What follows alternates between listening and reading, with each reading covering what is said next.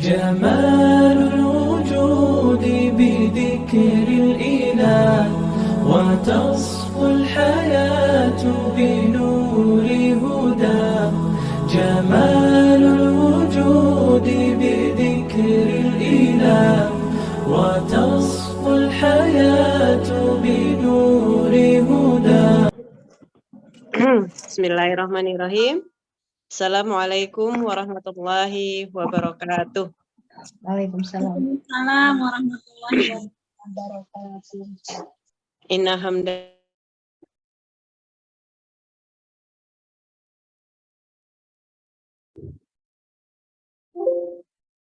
min sayyiati a'malina yahdillahu fala mudhillalah wa may yudlilhu fala hadiyalah. Asyhadu an la ilaha illallah wa asyhadu anna Muhammadan abduhu wa rasuluh la nabiyya ba'dah. Alhamdulillah, puji syukur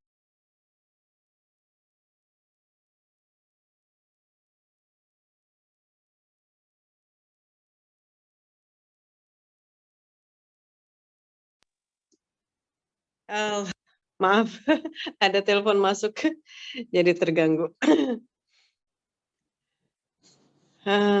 Saya ulang. Bismillahirrahmanirrahim. Yang saya hormati Ustazah Aini serta teman-teman yang saya cintai. Alhamdulillah, puji syukur kehadirat Allah Subhanahu wa taala, pada siang hari ini kita bisa bermajelis yang insyaallah diberkahi oleh Allah Subhanahu wa taala.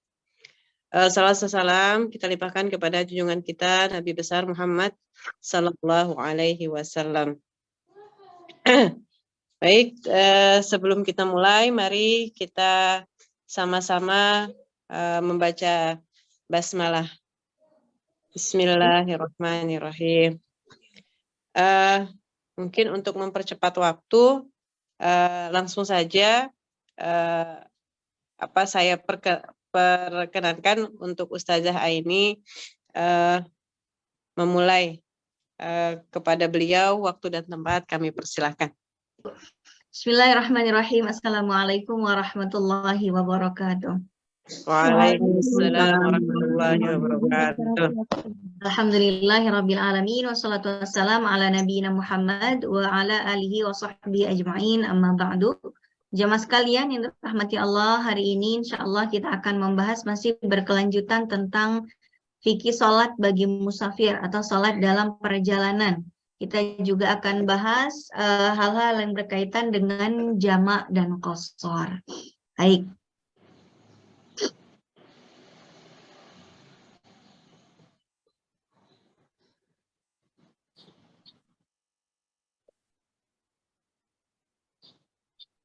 Yang pertama kita akan bahas tentang sholat di atas kendaraan ya.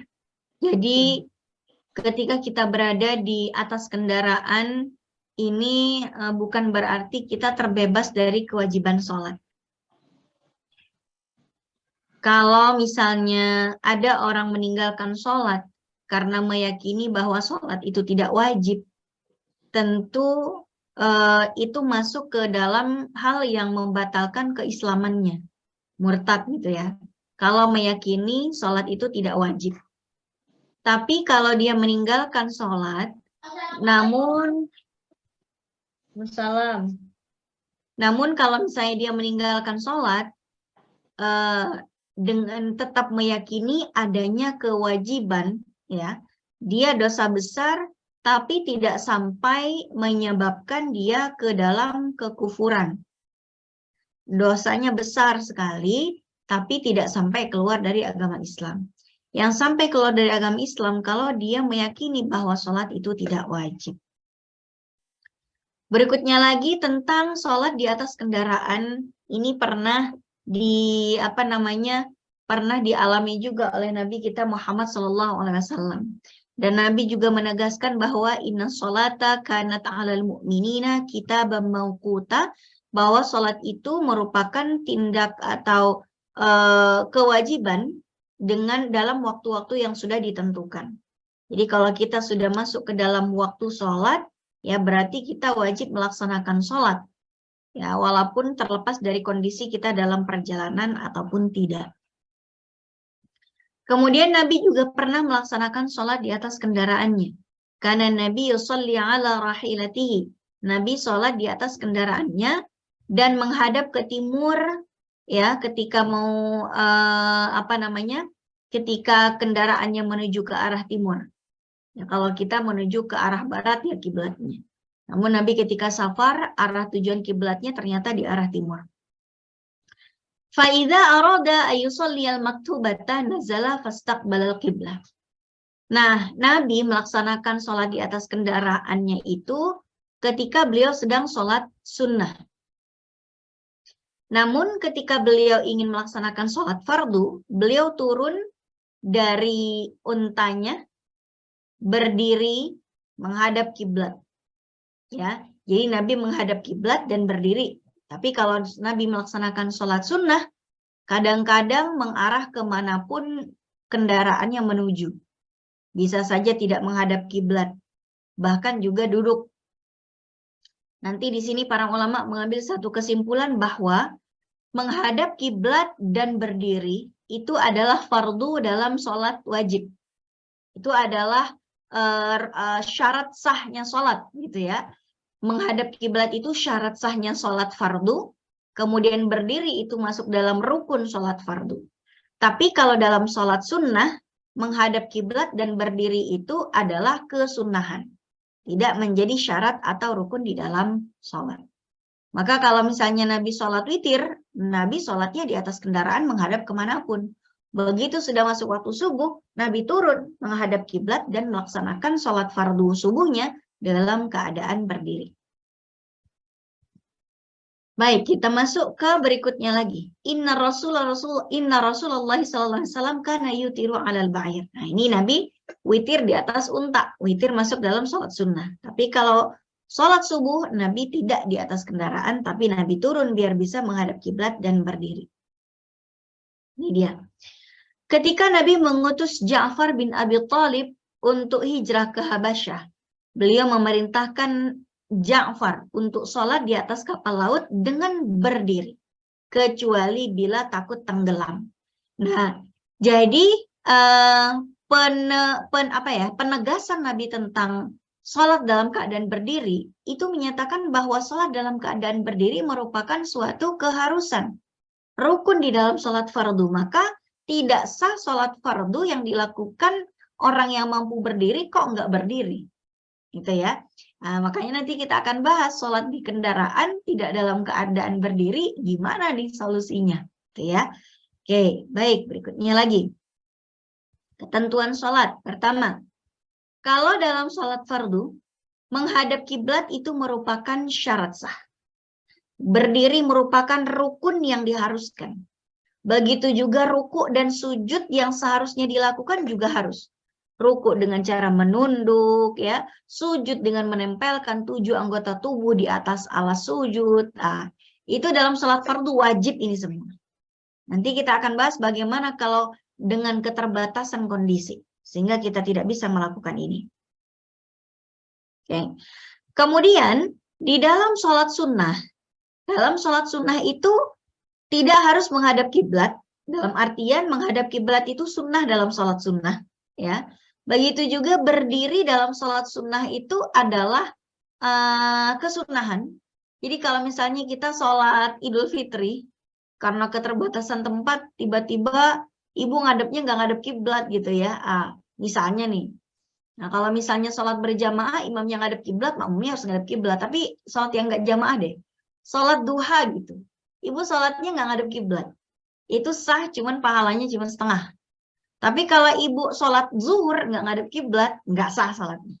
Itu ya. Kalau dalam sholat sunnah, nggak ngadep kiblat, sah tapi pahalanya setengah. Begitu juga sholat sunnah, sholat duha, ibu dalam keadaan duduk, padahal mampu berdiri, itu pahalanya setengah. Tapi sah, tapi pahalanya setengah. Tapi kalau dalam sholat fardu, nggak ngadep kiblat, nggak berdiri, itu ya, itu jadi nggak sah. Sama sekali nggak sah. Begitu juga ruku sujud. Nah, ini juga masuk dalam keadaan perbedaan antara sholat sunnah dengan sholat fardu. Di sini letak perbedaannya.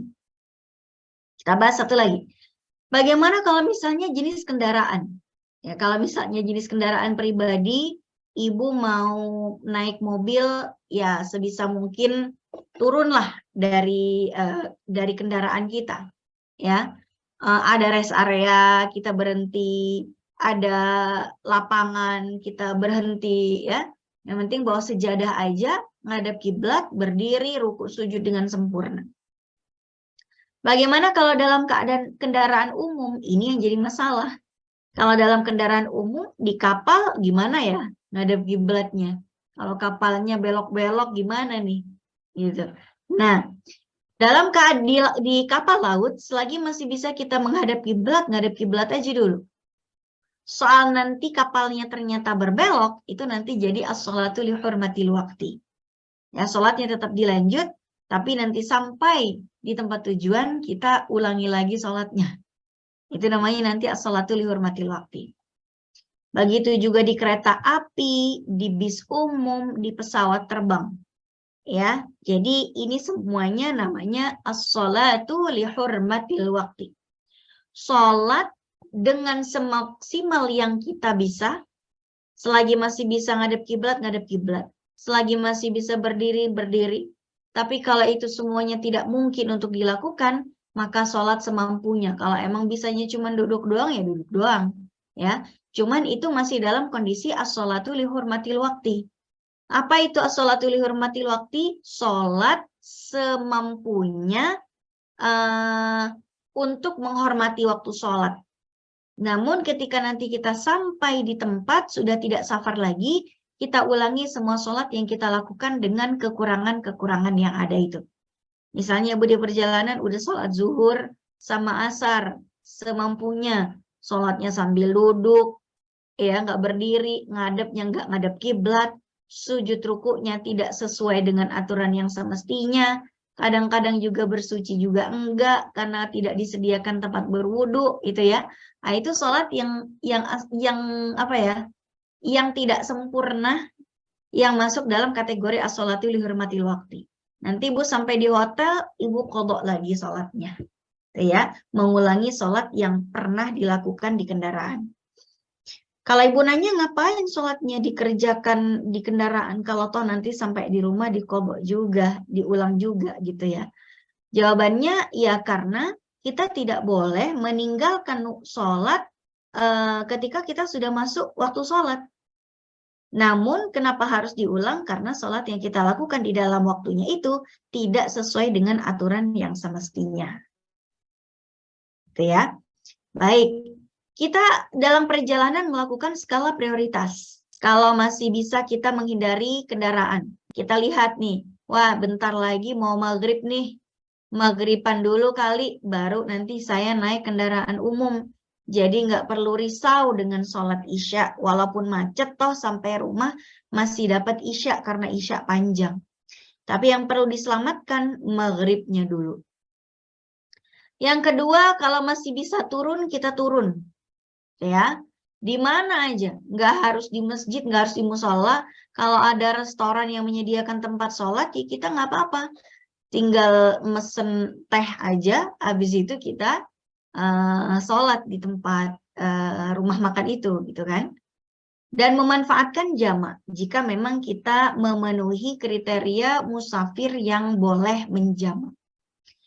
Ya, nanti ada jarak tertentu, ya, ada ketentuan tertentu. Misalnya ibu keluar kota, mau ke Bandung, mau ke Surabaya, ibu bisa memanfaatkan jamak. Ya, kemudian berikutnya lagi, kalau misalnya terpaksa di kendaraan, ibu musafir tapi safarnya tidak sampai 89 km, ya, kena macet semacet-macetnya, udah pilihannya sholat di kendaraan atau enggak sholat sama sekali. Ya sudah, kita terpaksa sholat di kendaraan. Sholat di kendaraan dengan cara apa? Kalau bisa memenuhi syarat dan rukun. Misalnya nih, ibu sholatnya di kereta api gitu ya. Biasanya kalau kereta apinya itu kereta api yang kelas eksekutif yang bagus, itu ada musolanya. Kalau masih bisa, bisa sujud, bisa ruku, bisa ngadep kiblat, ya. Kalau misalnya bisa. Tapi kalau misalnya tidak memungkinkan, nggak bisa duduk, nggak bisa ruku kayak di pesawat tidak disediakan tempat sholat, misalnya kan. Ini gimana? Ya sudah semampunya. Makanya pakai konsep as-sholatu li hurmatil waqti tadi. Ya sholatnya sambil duduk, mengarah kemana aja pesawatnya menuju. Tapi nanti ketika ibu sampai di tempat, di hotel, ibu ulangi lagi semua sholat yang dilakukan. Khawatir nanti di akhirat ditanya Bu sama malaikat, Bu, ibu tanggal sekian, jam sekian nggak ngerjain sholat. Gara-gara di pesawat. Oh iya saya sholat, malaikat. Tapi ibu sujudnya nggak sesuai dengan aturan, rukuknya juga nggak ngadep kiblat juga, wudunya juga enggak, tayamum juga tepok-tepok juga nggak kelihatan debunya gitu ya. Ya sudah, ibu mendingan ulangi lagi. Agar apa? Agar nanti ketika ditanya sama malaikat di hari akhir nanti, kita bisa jawab bahwa kita sudah mengganti dan menyempurnakan di rumah setelah sampai di rumah. Kita masuk ke menjamak. Ya, apa itu menjamak? Menjamak itu melaksanakan sholat 2 waktu dilaksanakan dalam 1 waktu. Jadi sholat asar sama zuhur dikerjakan di asar saja atau di zuhur saja. Ya, sholat maghrib dan isya dikerjakan di maghrib saja atau di isya saja. Itu namanya menjamak. Sholat yang bisa dijamak cuma 2 pasang. Zuhur asar, maghrib isya. Ya.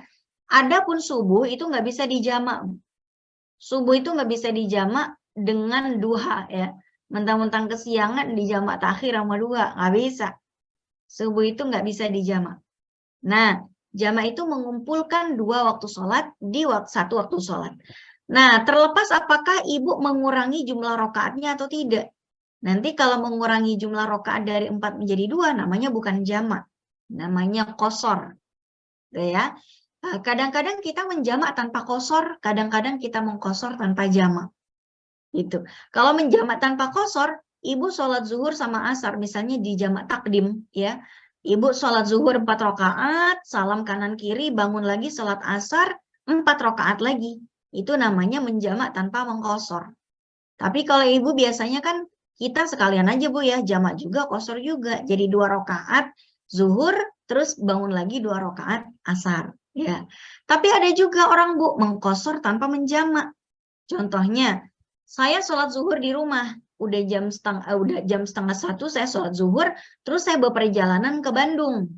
Di rest area saya ketemu waktu asar.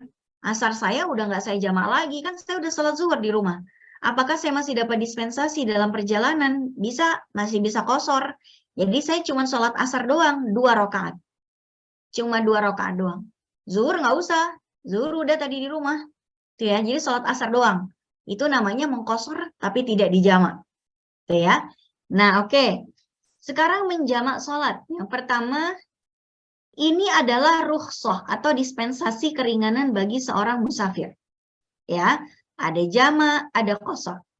Ada jamak dan qashar. Biasanya kita ambil yang ketiga Bu ya. Kalau bisa dua-duanya, ngapain dipilih salah satunya, gitu kan? Kalau ada diskon 30 plus 50, ngapain cuma salah satunya? Ambil aja 30 plus 50 jadi 80%, gitu kan? Ngapain salah satunya? Orang diskonnya banyak, gitu ya. Oke, baik. Kemudian yang keempat adalah as-sholatu li hurmatil waqti. Ini tadi yang kita sudah bahas. Sholat semampunya dengan keadaan yang terbatas, tapi nanti sampai di tempat, ya, sampai di rumah, sampai di hotel, kita ulangi kembali sholat yang dilakukan di atas kendaraan. Sekarang, seorang yang mendapatkan rukhsah tadi, jamak qashar itu, dia harus berstatus sebagai musafir. Musafir itu orangnya, safar itu perjalanannya. Nah, musafir seperti apa yang bisa dapat dispensasi jamak dan qashar? Bentar ya Bu, saya mau nutup pintu dulu.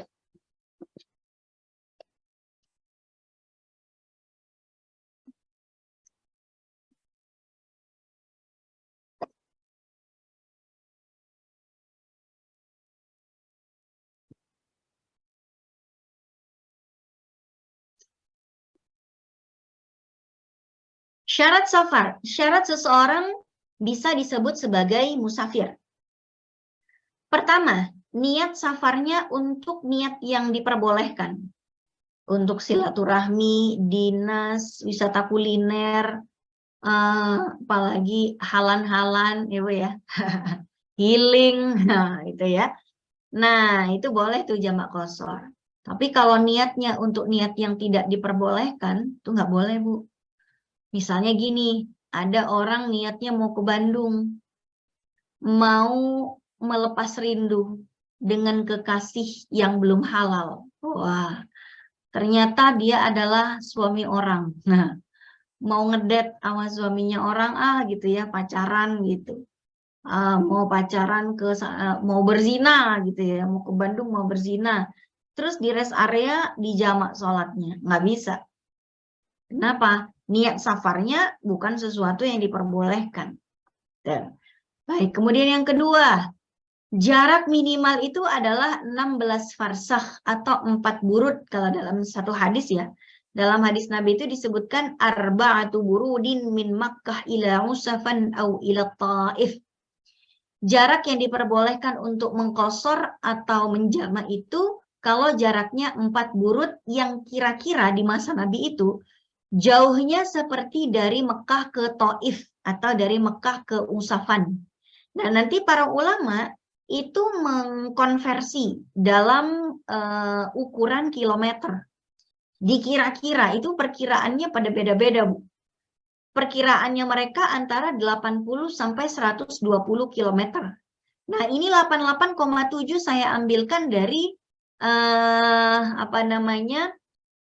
Hidayatul Mujtahid yang ditulis oleh Ibnu Rushd Al-Maliki, begitu juga yang ditulis oleh Wahbah Az-Zuhaili dalam kitabnya Al-Fiqhul Islami wa Adillatuhu.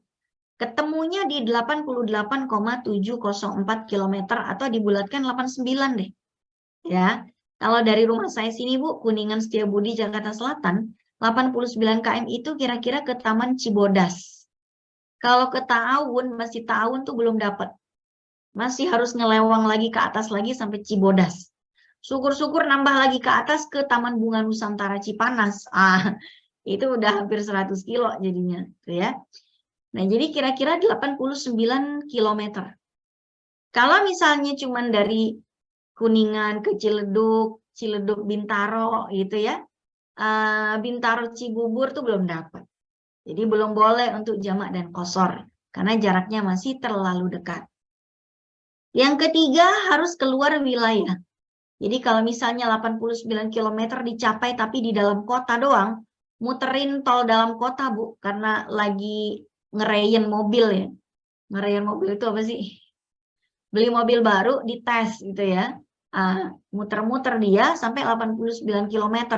Muterin masuk tol Cawang, masuk keluar di tol Alam Sutra, pulang lagi, masuk tol Cibubur, terus ke Bekasi, kemana, muter aja gitu ya, jadi 89 km, ya itu nggak bisa jamak qashar, orang muter-muter dalam kota. Kemudian berikutnya lagi, tidak membatalkan safar. Jadi kalau misalnya saya mau ke Bandung nih, saya ke Bandung, tapi begitu saya mencapai rest area KM 57 ya, aduh ini merah semua nih di GPS nih ke Bandung. Orang ngapain ya ke Bandung ya, pemadah merah banget nih, males saya mau balik pulang lagi ke Jakarta. Ya sudah, saya di rest area KM 57 itu nggak boleh jamak dan qashar. Kenapa? Karena saya sudah berniat untuk membatalkan safar dan ingin kembali lagi ke Jakarta. Nah, tapi kalau terus tidak ada niatan untuk meng-cancel, silakan saja jamak dan qashar. Baik, sekarang jarak safar ya. Nah, ini beda-beda Bu. Kalau Maliki, Syafi'i, Hambali tadi 16 farsa 88,704. Ini yang tadi saya bacakan ya. Ketika Nabi dan para sahabat itu lagi pada menjamak mengqashar salatnya di Mekah, karena Nabi kan tempat tinggalnya di Madinah. Orang-orang Mekah mau ikutan juga jamak sama qashar. Ditegur sama Nabi, ya ahla Mekah, wahai penduduk Mekah, jangan diqashar salatnya kalau kalian belum berperjalanan 4 burud, seperti jarak Mekah ke Taif atau ke Usafan. Baik. Kemudian ini dia dalam Bidayatul Mujtahid 88,704 km. Nah, sekarang konsep safar itu ada beberapa jenis. Ya, konsep safar itu ada beberapa jenis. Safar yang pertama, ini rumah iqamah. Rumah iqamah adalah rumah di mana tempat kita tinggal. atau di mana tempat keluarga kita tinggal. Keluarga di sini maksudnya adalah pasangan kita yang memang kita sering bolak-balik ke situ. Atau misalnya kita punya orang tua dan kita emang mondar-mandir sering ke situ. Ya, misalnya saya petugas, saya kerja di kantor pajak. Rumah saya di Jakarta. Terus saya dimutasi ke Kalimantan. Jadi saya punya 2 tempat iqomah, Jakarta dan Kalimantan. Ya. Jadi rumah iqomah adalah rumah di mana kita settle, tinggal. Bisa 1, bisa 2, bisa 3. Begitu juga tempat di mana pasangan berada. Walaupun itu LDR, jadi tempat rumah iqomah kita. Misalnya ada seorang laki-laki punya istri 4, Bu. 1 di Jakarta, 1 di Bandung, 1 di Surabaya, 1 di Solo gitu ya. 4 tuh buka cabangnya. Ya. Jadi 4 cabang ini tuh iqomah semua dia. Jadi dia punya iqomah di 4 tempat. Jakarta, Bandung, mana lagi tadi saya sebutnya ya? Solo sama apa lagi satu? Surabaya ya? Berarti dia iqomahnya di 4 tempat. Karena pasangannya berada di situ. Nah, misalnya saya ingin safar. Ini adalah rumah iqomah. Kalau saya iqomahnya cuma 1, cuma di Jakarta saja. Kalaupun di kampung saya punya rumah, udah nggak settle di situ. Jadi kalau saya pulang ke kampung halaman saya di Jawa Timur, saya statusnya musafir karena saya udah nggak settle di situ. Paling cuma sehari 2 hari, setahun sekali itu pun. Ya. Jadi sudah tidak berstatus sebagai mukim di kampung halaman, ya karena kita sudah pindah iqomah namanya. Pindah ke pendudukan. Jadi penduduk Jakarta. Oke, baik. Rumah iqomah ke tempat musafir, ke tempat safar yang saya tidak ingin mukim di situ. Misalnya saya mau jalan-jalan ke Bandung. Ya, saya mau jalan-jalan ke Bandung. Rumah iqomah saya mau ke Bandung ya. Ini dia. Saya di rumah itu belum berstatus sebagai musafir. Artinya karena saya belum berstatus sebagai musafir, maka saya belum boleh dong jamak dan qashar. Ya, jadi di rumah saya tetap, misalnya mau sholat zuhur ya zuhur aja, nggak usah zuhur sama asar di jamak tuh nggak usah. Jadi jamak dan qasharnya itu ketika kita sudah keluar dari wilayah, gitu ya. Wilayah itu ya setidaknya keluar dari kecamatan lah. Nah, misalnya saya mau safar ke Bandungnya naik bis misalnya, di terminal udah boleh tuh. Atau misalnya saya mau naik pesawat ke Jogja ya. Berarti di bandara lah saya sudah bisa mulai jamak dan qashar. Nah, selama di perjalanan saya berstatus musafir. Ya, udah keluar dari area wilayah tempat saya tinggal, begitu. Kemudian saya udah mulai jamak dan qashar di situ. Begitu juga sampai tempat tujuan saya masih berstatus musafir, Bu. Selama 3 hari di luar hari kedatangan dan kepulangan. Jadi kalau misalnya saya datangnya di Bandung gitu ya, saya naik mobil, di rest area saya jamak qashar, sampai di hotel saya check-in, saya masih bisa memanfaatkan jamak dan qashar selama perjalanan 3 hari itu, di luar hari kedatangan. Saya check-innya hari Senin, berarti saya masih bisa menjamak qashar sampai maksimal hari Kamis. Gitu ya. Kalau hari Jumat saya masih di situ, di hotel, ya udah sholat reguler lagi. Berikutnya lagi, dari tempat tujuan tersebut ya, saya musafir dari tempat tujuan yang bukan iqomah, saya ke sini, ke tempat rumah iqomah. Nah, ini dia. Dari Bandung, saya mau kembali ke Jakarta. Selama perjalanan keluar dari Hotel Bandung, sampai menuju Jakarta, di perjalanan saya masih bisa jamak dan qashar, tapi begitu saya masuk ke area rumah saya sudah bukan musafir lagi. Makanya jangan jamak qashar di rumah, di perjalanan aja, di rest area. Ya. Misalnya, aduh saya mau jamak takhir isya maghribnya, ya udah nggak apa-apa. Nah itu berhenti Ibu di rest area sebelum keluar tol Cawang gitu ya, cari masjid, Ibu sholat jamak qashar, nanti sampai rumah udah lega, nggak usah mikirin sholat isya lagi. Tinggal nanti mandi, ganti baju, tidur udah.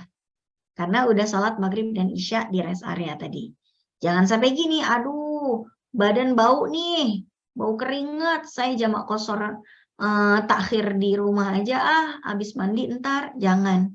Ya, kenapa? Kita jamak qasharnya itu jangan setelah kita sampai di dalam rumah. Baik, berikutnya lagi. Safar versi yang kedua. Ini dari satu tujuan iqomah ke tujuan iqomah yang lain. Misalnya saya dengan suami LDR gitu Bu ya, antara Jakarta dan Bandung. LDR nih misalnya. Saya kerja di Jakarta, suami di Bandung, tapi tiap weekend kita ketemu, entah saya yang ke Bandung, entah suami yang ke Jakarta. Misalnya loh, LDR ya. LDR itu apa Bu? Libet, lelah dilanda rindu ya Bu ya, LDR tuh. Nah, kalau misalnya udah LDR begitu, saya misalnya mau ke Bandung. Nah, begitu saya udah keluar dari wilayah rumah saya, udah keluarlah dari kecamatan Setiabudi gitu kan, udah masuk tol Cawang. Udah masuk tol Cawang, saya ketemu rest area yang pertama misalnya di Taman Mini mana gitu kan, atau di jauhan dikit lah ke KM 57 atau 53 atau 68 atau berapa. Nah, saya jamak qashar tuh. Begitu sampai di rumah suami saya di Bandung, saya udah nggak bisa jamak qashar lagi. Beda dengan yang tadi saya ke hotel ya Bu, masih bisa jamak qashar 3 hari plus hari kedatangan tuh, 4 hari.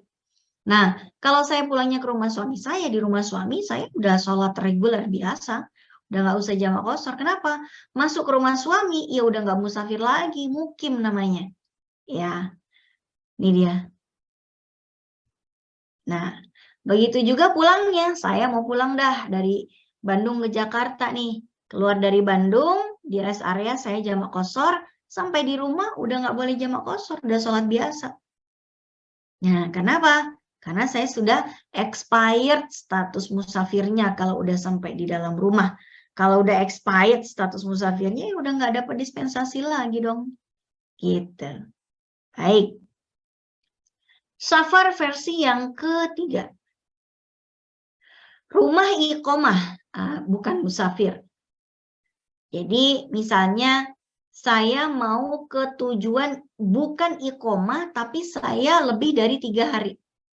Ya Bu, saya mau stay di hotel, tapi nggak tahulah nanti kalau saya masih betah, saya extend lagi stay-nya. Saya pertama misalnya pesan 2 malam, masih bisa jamak qashar ya. Tambah lagi semalam, masih bisa jamak qashar tuh, udah 3 hari. Udah 4 hari lah sama hari kedatangan. Extend lagi lebih dari 3 hari, 3 malam. Itu udah sholat seperti biasa. Itu ya, more than 3 days. Di luar hari kedatangan. Check-in hari Senin. Masih bisa sampai hari Selasa, hari Rabu, hari Kamis. Kamis malam saya check-in lagi. Itu udah sholat reguler, bukan jamak dan qashar. Nah, pulang ke Jakarta, saya musafir lagi di perjalanan, tapi masuk ke dalam rumah saya, udah nggak bisa jamak dan qashar lagi. Ini kira-kira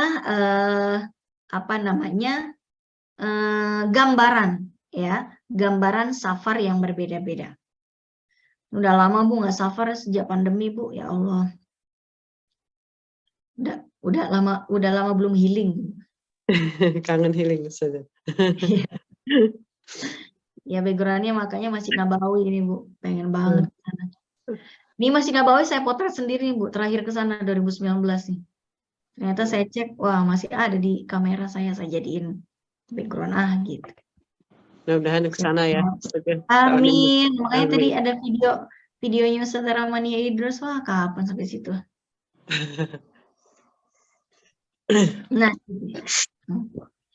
Nah, ini tadi orang yang tempat iqomah itu bisa satu tempat iqomahnya, bisa lebih dari satu atau melewati batas sementara. Jadi kalau Ibu misalnya mau jalan-jalan ke Bali, mau stay seminggu, itu Ibu sudah berstatus mukim sementara. Ya, Ibu udah berstatus mukim sementara kan niatnya lebih dari 3 hari. Jadi ya hari keempat, kelima dan seterusnya Ibu ya sholatnya reguler ya, karena nggak bisa disebut musafir padahal mau stay-nya lebih dari 3 hari. Baik, berikutnya lagi. Berhentinya safar. musafir mulai mengqashar bila telah meninggalkan kotanya. Saat itu dia boleh sholat 2 rakaat atau mengqashar. Dalilnya adalah hadis yang diriwayatkan Anas bin Malik radhiyallahu anhu yang mengatakan, aku sholat zuhur 4 rakaat bersama Rasulullah saat masih di Madinah dan sholat 2 rakaat di Dzulhulaifah 2 rakaat. Jadi sholat zuhurnya itu belum dijamak qashar nih Bu, ya masih di Madinah soalnya, makanya zuhurnya masih 4 rakaat dan enggak dijamak dengan asar, enggak diqashar jadi 2 rakaat juga. Kenapa? Karena masih di Madinah. Belum musafir tuh. Begitu sampai Dzulhulaifah, udah di tengah perjalanan, ya, barulah Nabi melaksanakan qashar. Sholat asar qashar doang, enggak dijamak. Ngapain dijamak? Kan zuhurnya udah dikerjain di Madinah. Tuh ya. Ini contoh yang qashar doang tanpa jamak. Artinya kita jamak dan qashar itu, jamak dan atau qashar itu kalau sudah keluar dari wilayah tempat tinggal kita. Oke, baik. Berhentinya safar kalau sudah pulang ke rumah atau tiba di tempat mukim yang lain kalau 2 tempat iqomahnya atau dia lebih dari 3 hari. Oke, baik.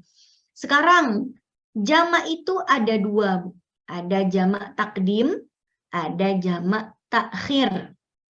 Apa itu? Ibu pasti tahu semua deh kalau ini mah. Ya. Jamak takdim itu adalah ketika ibu sholat zuhur dan asar di waktu zuhur. Misalnya, saya mau jalan-jalan.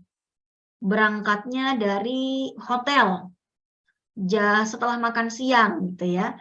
Nah, ibu jamak aja, jamak takdim zuhur asar. Misalnya ibu lagi di Bandung nih, mau jalan-jalan ke floating market Lembang. Wah, asik tuh Bu ya. Nah, ibu jamak qashar aja dulu di Bandung kan, di hotel tuh. Sholat zuhur, habis itu asar dijamak, di qashar pula gitu ya. Jadi dijamak takdim. Jadi nanti jalan-jalan ke Lembangnya nggak perlu risau ngurusin sholat asar. Nah, nanti di Lembangnya lama sampai malam tuh, nggak usah mikirin sholat udah. Mikirin sholatnya nanti sampai hotel lagi. Jamak takhir isyaknya. Itu ya. Jadi di perjalanan ibu udah nggak mikir sholat tuh. Zuhur asar dikerjain di hotel, isya maghrib ditakhir di hotel juga. Cakep tuh. Jadi ibu mikirin jalan-jalan aja. Yang penting kantong tebel aman ya Bu ya. Nggak usah risau gelisah kalau jalan-jalan mah. Ya mikirin, ibu nggak usah mikirin duit, yang mikirin buat suaminya aja. Itulah fungsinya istri kan Bu ya. Workshop, papa working, mama shopping gitu. Oke. Di waktu maghrib, nah ini juga takdim, maghrib dan isya di waktu maghrib gitu. Nah kalau takhir kebalikannya, kalau zuhur asar dikerjain di waktu asar atau maghrib isya dikerjakan di waktu isya ya. Nah ini kenapa seperti ini nih gini Bu. Kalau yang takdim sebentar. Nih, kalau yang takdim ini pasti berurutan, harus zuhur dulu baru asar. Ya, Ibu mau jamak takdim maghrib isya pasti maghrib dulu baru isya. Tapi kalau jamaknya jamak takhir, zuhur asar dikerjakan di waktu asar, formasinya Ibu nih di waktu asar nih ngerjain zuhur asarnya jam 4 misalnya. Yang paling afdol, ibu lakukan zuhur asarnya itu berurutan waktunya. Zuhur dulu 2, baru asar 2, itu afdol. Tapi kalau misalnya ibu, saya mau asar dulu baru zuhur, gak apa-apa juga. Pilihan ya. Begitu juga maghrib sama isya. Nah, misalnya ibu udah sampai dari Lembang tadi ya, jalan-jalan sampai di Hotel Bandung jam 11 malam. Wah, itu ya. Dalam keadaan dompet udah mulai nipis gitu kan. Nah, itu maghrib sama isya kalau bisa di jamak takhirnya berurutan, tetap maghrib dulu baru isya. Afdolnya begitu. Tapi misalnya saya mau isya aja dulu baru nanti maghrib, itu juga nggak apa-apa. Yang penting sholat jamak itu harus bareng, tidak boleh dijeda. Jangan ada sholat sunnah yang menjadi orang ketiga di antara sepasang ini Bu. Ya. Sepasang itu jangan sampai disempilin ada yang ketiganya. Ya. Jadi orang ketiga itu emang nggak enak. Ya. Jadi misalnya ibu mau menjama nih, zuhur asar, udah habis sholat zuhur langsung sholat asar, nggak usah ba'diyah zuhur, qobliyah asar, nggak usah. Ya jadi nggak sah nanti jamaknya. Wong fungsinya menjama itu biar praktis kok, ini kok pakai sholat ba'diyah ya. Tapi kalau misalnya saya tetap mau sholat rawatib ya udah. Qobliyah zuhur boleh. Qobliyah zuhur, sholat zuhur langsung asar. Jadi antara zuhur sama asar jangan ada jeda. Jangan ada sholat di situ. Ya, misalnya maghrib sama isya. Qobliyah maghrib, terus sholat maghrib, terus sholat isya, terus ba'diyah isya, nggak apa-apa. Ya, kalau ada qobliyah maghrib sama ba'diyah isya, nggak apa-apa. Kenapa? Yang nggak boleh itu yang diantara kedua maghrib dan isya ini. Ba'diyah maghrib atau qobliyah isya itu nggak boleh. Ya, nggak usah dijama aja sekalian kalau emang pengen sempurna mah. Ya, kan tujuannya dispensasi biar ringkes. Nah, kalau ibu masih pengen rawatiban dengan sempurna, nggak usah dijama kalau begitu. Ya. Baik, berikutnya lagi sekarang syarat jamak takdim. Syaratnya tadi udah. Kalau jamak takdim, ibu harus berniat sejak sholat yang pertama. Maksudnya, ketika saya lagi sholat zuhur, dalam hati saya udah saya niatin. Habis sholat zuhur ini saya mau langsung sholat asar. Udah diniatin seperti itu. Ya, misal ya, ibu lagi di rest area, orang lagi pada sholat zuhur tuh berjamaah. Nggak apa-apa berjamaah aja sholat zuhurnya. Tapi dalam hati ibu meniatkan habis sholat zuhur ini saya langsung mau sholat asar. Begitu udah salam kanan salam kiri, ibu langsung melipir tuh. Apa tuh bu melipir? Minggir. Keluar dari jamaah, minggir, sholat asar gitu ya. Nggak usah ngopi dulu, nggak usah ngeteh, makan gorengan dulu. Ya, kalau ibu udah habis sholat zuhur berjamaah gitu di rest area, wah ada tahu bulat digoreng dadakan tuh gitu ya, ibu makan dulu, balik ke masjid lagi sholat asar nggak bisa, udah terlanjur. Makanya jangan dijeda antara zuhur sama asar kalau misalnya mau dijama. Ya, jadi dari sholat yang pertama udah diniatin. Nah, kalau ibu tidak meniatkan, misalnya ibu lagi sholat zuhur berjamaah, ayo sholat, niat zuhur lillahi ta'ala udah. Begitu salam kanan salam kiri, ibu baru ngeh. Oh iya, saya kan musafir ya, bisa jamak. Sekalian asar, tuh nggak bisa. Karena niat untuk menjamak takdim asarnya itu maksimal sebelum ibu salam dari sholat zuhurnya. Gitu. Ya. Kalau baru ada niatan untuk menjamak asar itu setelah selesai sholat zuhurnya, udah nggak bisa. Kecuali kalau ibu mau ngulang sholat zuhur lagi. Ya, saya mau jamaah asar gitu ya. Ya, ibu berarti ulang lagi sholat zuhurnya. Sholat zuhur lagi sekalian dijamak sama kosor deh. Ulang lagi zuhur, baru kemudian sholat asar. Gitu ya. Kemudian yang kedua harus tertib dan urut, zuhur dulu baru asar, maghrib dulu baru isya. Namanya juga takdim, dikerjakan di waktu yang pertama. Berikutnya nggak boleh terputus kecuali 5 selahati sholat. Nggak boleh ada jeda antara zuhur dan asar yang dijamak, maghrib isya yang dijamak, kecuali dijeda untuk kemaslahatan sholat. Contohnya ibu mau menjamak antara zuhur asar. Udah sholat zuhur, ibu kentut, batal wudhunya. Boleh dijeda untuk wudhu dulu, kembali ke masjid, langsung asar nggak apa-apa. Karena jedanya untuk kepentingan sholat itu sendiri. Karena nggak bisa ibu lanjut ke asar kalau belum wudhu. Begitu juga misalnya begitu ibu habis sholat zuhur, salam kanan salam kiri, anaknya datang muntah gitu ya di baju emaknya. Ya najis nih, nggak bisa lanjut asar dong. Nah, ibu ke toilet dulu, ganti baju dulu yang suci, langsung masuk ke masjid sholat asar. Itu bisa. Tapi kalau jedanya bukan untuk kemaslahatan sholat, itu nggak boleh. Ya, makanya zikir-zikirnya entar aja selesai sholat asar. Kalau mau zikir sebentar, Rabbana atina fid dunya hasanah fil akhirati hasanah wa qina adzabannar, bangun lagi udah. Jangan kebanyakan, mana tilawah dulu, 1 juz nyelesain Al-Kahfi dulu baru bangun asar, jangan. Selesaikan dulu asarnya baru kalau mau tilawah, mau zikir ini dan itu. Berikutnya masih musafir pastinya, karena kalau udah sampai rumah udah bukan musafir, udah nggak bisa jamak dan takhir. Baik. Sekarang jamak takhir, pertama niat sejak sholat pertama yang pasti, kemudian masih musafir. Dia tidak diharuskan berurutan ya, boleh asar dulu baru zuhur kalau takhir, tapi lebih afdol tetap diurutkan ya. Kemudian apalagi nih, tadi kan ada 4 ya. Ini ya, tertib dan urut dan tidak terputus. Oke, jadi boleh dia terputus untuk kemaslahatan sholat.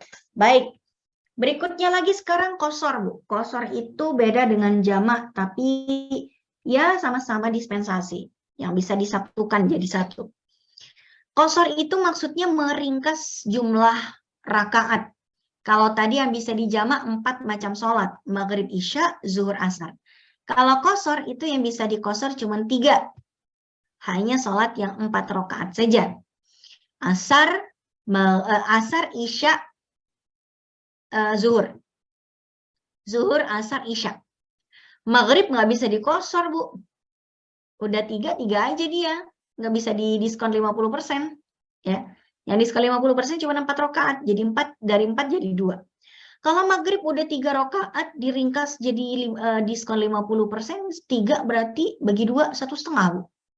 Masa sholat maghrib 1,5 rakaat? Nggak bisa. Ya. Subuh juga nggak bisa. Udah 2 rakaat masih minta diskon 50%, Bu. 1 rakaat doang. Jadi witir dong. Gitu. Jadi yang diringkas itu cuma 4 macam sholat saja.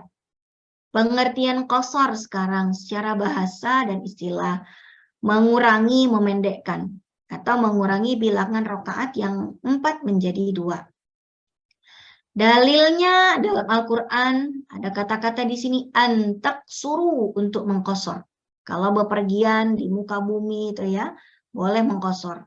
Kemudian as-sunnah ya, bahwa Ya'la bin Umayyah bertanya pada Umar bin Khattab, kenapa sih kita tetap mengqasar sholat padahal kita berada dalam suasana aman, sudah tidak dikejar-kejar lagi sama orang-orang kafir, udah Fathu Mekah, udah pada masuk Islam semua tuh orang-orang Mekah, kok kita masih qasar aja? Bukankah qasar itu karena kita pengen cepat-cepat selesai sholat biar nggak kelihatan orang kafir gitu? Enggak.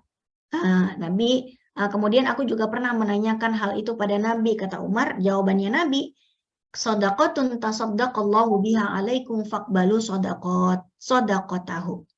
Jadi qasar itu merupakan sedekah hadiah dari Allah untuk kita.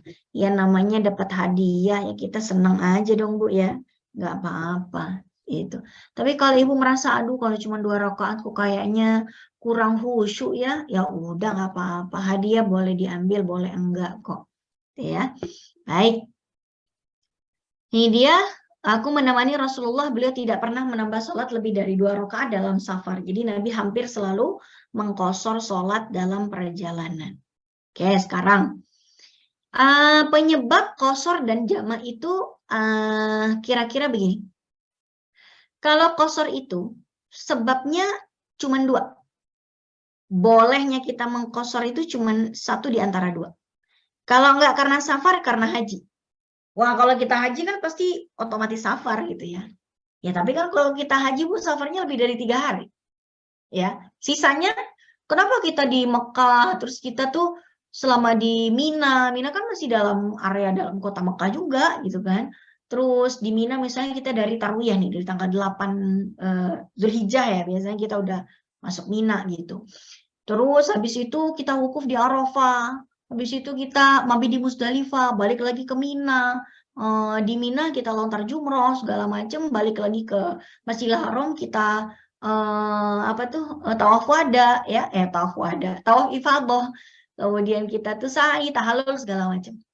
Nah, itu kan kita pasti kalau orang haji mana aja, Bu, orang haji cuma 3 hari di sono. Datang tanggal 8 Dzulhijjah, mendarat tanggal 9 Dzulhijjah langsung ke Arafah, habis tawaf ifadah, tahallul langsung pulang ke Indonesia, jarang. Paling cepat ONH plus 1 bulan. Haji furoda juga 3 minggu. Ya. Jadi kalau kita di sana jamak terus itu karena kita dalam keperluan untuk haji. Gitu. Bukan umroh ya, Bu ya, bukan umroh. Untuk haji. Nah, maka safar dan haji walaupun orangnya orang Mekah. Orang Mekah ya selama haji dia tidak perlu musafir. Emang tempatnya gitu ya. Tapi dia masih boleh mengqasar sholat. Ya, alasannya bukan musafir, tapi karena tujuan haji. Berikutnya lagi sekarang syaratnya jamak. Syaratnya jamak itu lebih banyak. Alasan kita diperbolehkan jamak itu lebih banyak. Pertama safar, jadi orang musafir bisa menjamak plus qasar.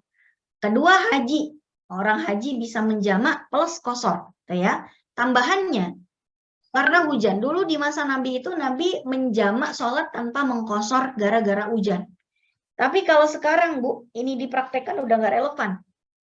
Kalau tiap hujan kita jamak mulu gitu ya. Jamak mulu kerjaannya Bu. Ya. Dulu di masa Nabi itu hujannya itu, wah, lantainya Masjid Nabawi itu tanah merah Bu. Hujan nggak bisa dipakai masjidnya. Ya. Maka ketika itu lagi sholat maghrib, tiba-tiba hujan deras. Kata Nabi, kita jamak aja sekalian. Karena nanti kalau saya udah masuk isya, nih masjid udah nggak bisa dipakai, udah lengket, udah kerendam sama air hujan gitu. Nah, Nabi pernah menjamak ketika itu.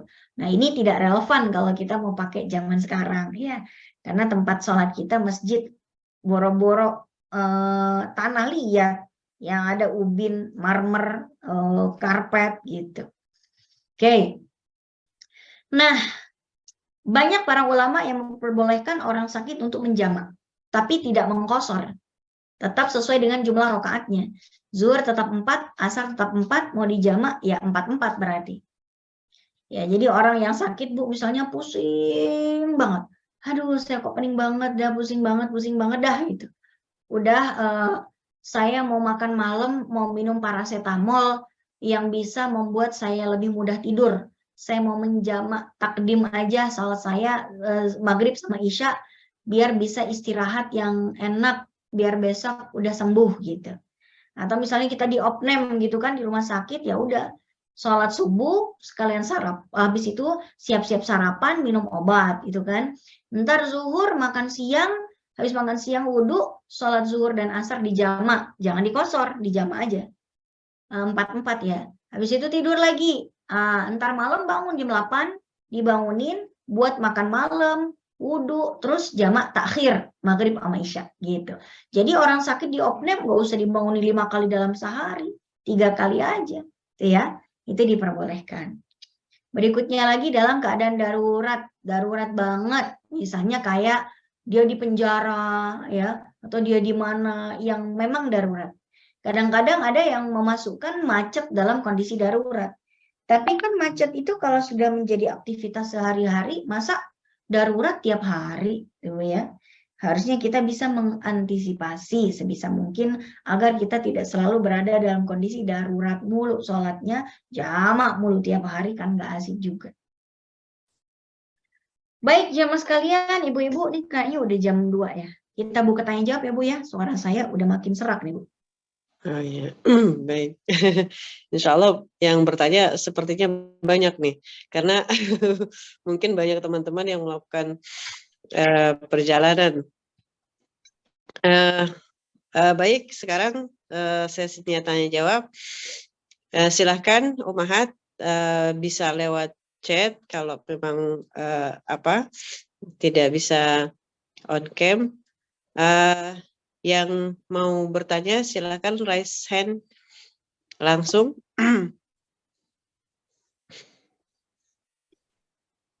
Ada nggak? Saya dulu deh Ustazah.